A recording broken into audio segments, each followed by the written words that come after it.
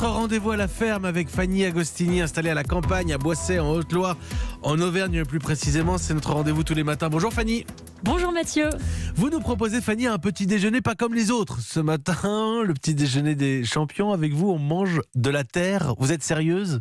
Mathieu, va falloir être très ouvert d'esprit pour cette chronique. Figurez-vous qu'hier, au milieu de mon jardin, j'ai presque trouvé la terre appétissante. Alors, j'ai pas paniqué, j'ai fait quelques recherches sur cette pulsion bizarre. Et en fait, ça existe vraiment. Et ça s'appelle la géophagie. Oui, bon, ça existe, c'est pas courant. La géophagie que pratiquent instinctivement certains animaux, vous nous dites ? Les chevaux, les vaches et beaucoup d'autres animaux, mais c'est aussi le cas de personnes qui ont encore une relation forte et symbiotique avec la nature, comme au Brésil ou au Kenya, où l'on mange de la terre pour pallier certaines carences en minéraux dont le sol est très riche.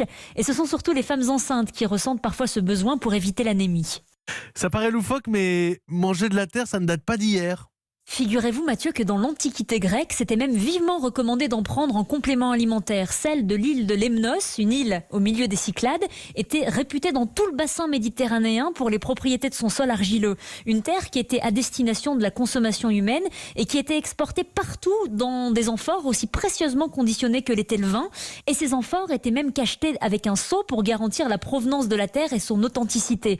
Alors aujourd'hui, on consomme encore de la terre et vous le savez, parfois en cas de mal de ventre, sous la forme de smecta.